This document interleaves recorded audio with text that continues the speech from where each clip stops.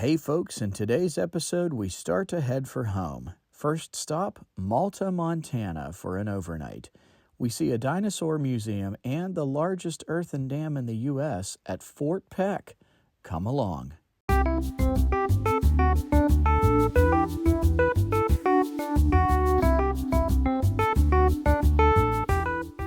Make sure you click subscribe so you don't miss our next adventure.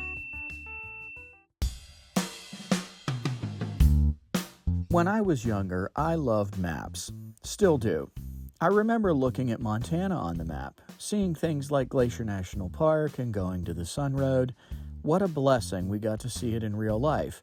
And now we're seeing that Montana lives up to its unofficial nickname, Big Sky Country. It looked like this for basically our whole drive across the Treasure State.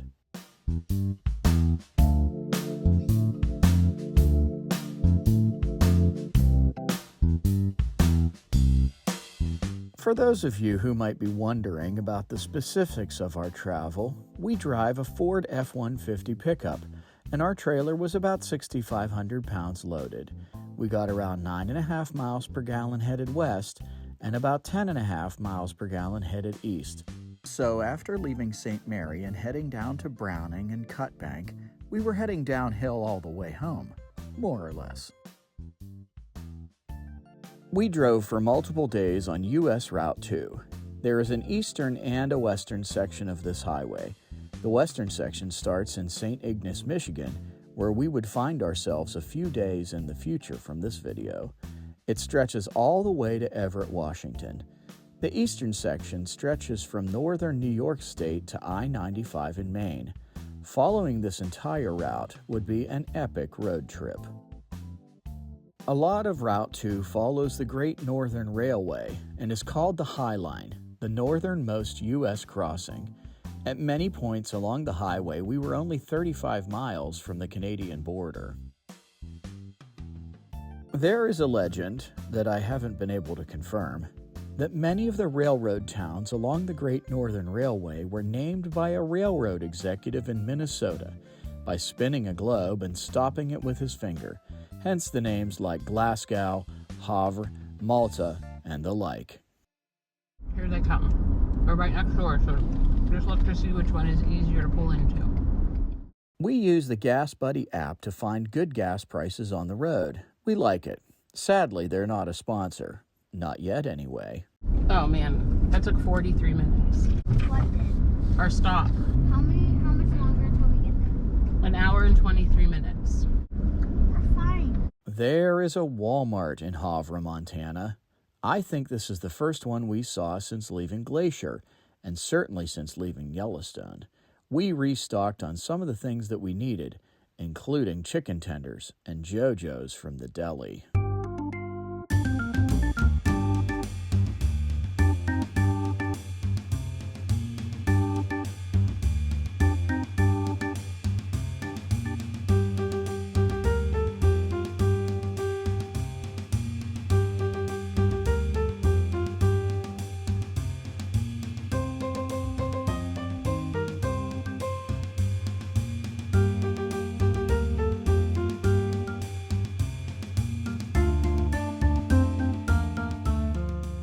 We had a slight problem when we got to Malta. The roadside campground that we'd booked didn't have a person in the office. There was a number on the door, and we called it, but nobody answered. We decided to go across the street to another RV park. There are a lot of these kinds of parking lot RV parks along the highline. This place even had a pool.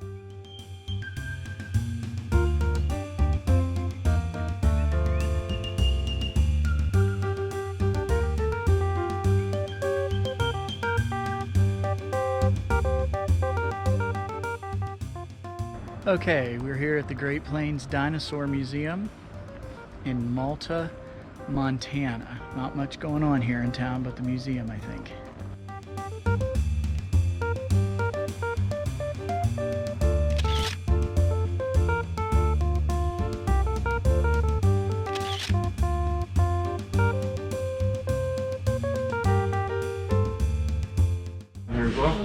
Yes, I'm with those other noisy people that came in earlier. Oh, okay. Malta, Montana is probably not on anybody's bucket list of places to see before they die, but they do have a stop on the Montana Dinosaur Trail. Who knew that was a thing? We narrowly avoided seeing one of these museums near Bynum when we were headed into Glacier. Apparently, Montana is one of the best places in the U.S. to find fossilized dino bones. Even Jurassic Park starts off with Dr. Grant in Montana, remember? I'll put a link in the description for the Montana Dinosaur Trail. It's well done. They even have their own passport. We stumbled into seeing 3 of the 14 sites. They really weren't on the itinerary. What is all this? They know, ask them. They dug for these things, they built things over here. So this this thing is worth the price of admission yeah, because they for were only, $16. they were only $3. What's this? Did you do a dig? Dig. Can you show me? So check out this one. This one here, they won a Guinness Book of World Records for. 90% of the body was covered with fossilized soft tissue still.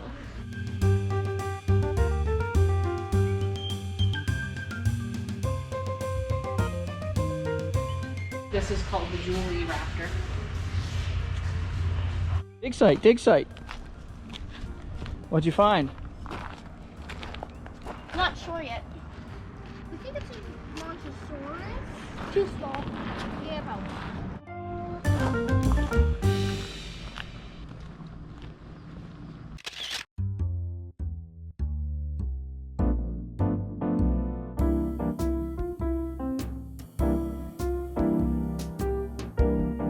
There are a lot of county museums in Montana.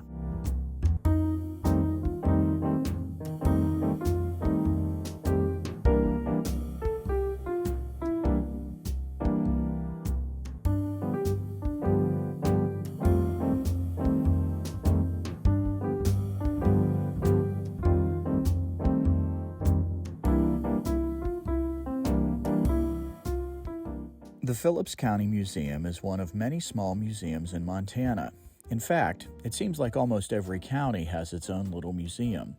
There's probably a historical committee in each county that is asked for donations of things. Here, there are many things. So many things to look at. Frontier displays,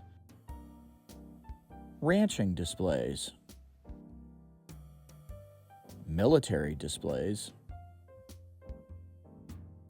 even an old hospital room.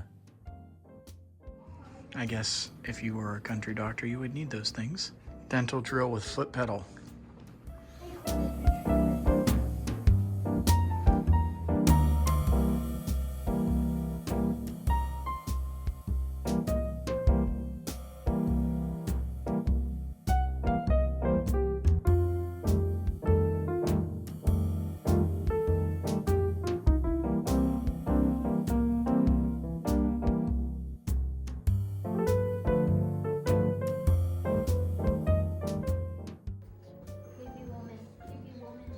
Well, it's a mannequin. That's what your teacher would have looked like.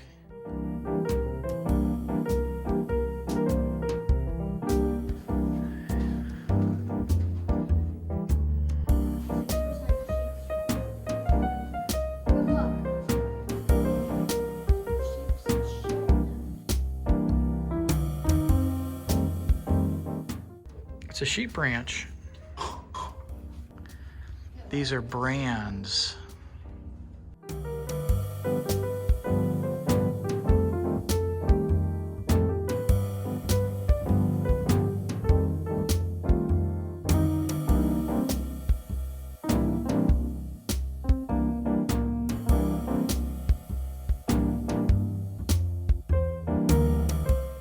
Each town or district in the county had its own section of artifacts that it donated for the cause. Sacco, Dodson, Zortman, one of my favorites, Landusky, Whitewater. Here you can see the wall has been made to look like a Great Northern Railway boxcar.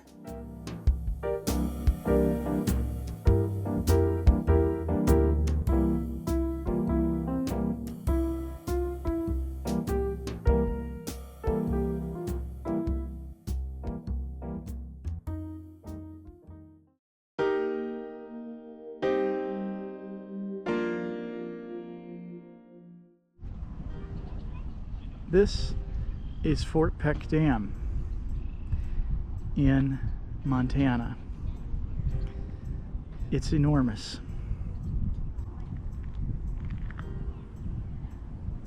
It's on the Missouri River, and it was a Civilian Conservation Corps project during FDR's term. The Fort Peck Interpretive and Visitors Center is a joint effort between the Army Corps of Engineers and the U.S. Fish and Wildlife Service. It has impressive displays of game fish, dinosaur bones, historical artifacts, and boomtowns. There is also an amphitheater and indoor theater. A cast of a Tyrannosaurus Rex, called Peck's Rex, very clever, is one of the main attractions.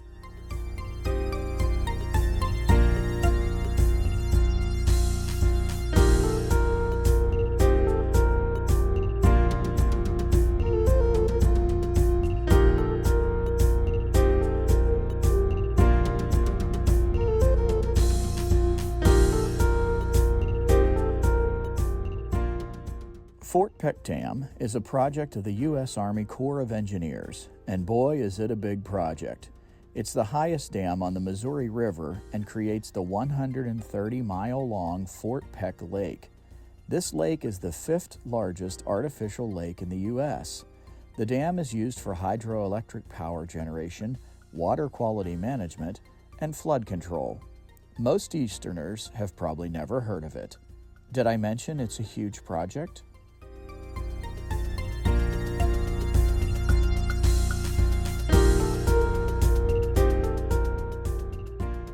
Fort Peck Dam was built during the Great Depression. The 1,500-mile shoreline, away from major population centers, provides an excellent opportunity to enjoy the outdoors. There are 27 recreation areas around the lake. As we traveled to the dam, I saw a sign for a remote campground that was 60 miles down a gravel road. 60 miles away, gravel road. That's remote. That's the dam. Did you get the Edmontosaurus? I did. Did you get Peck's Rex? I did. Sweet.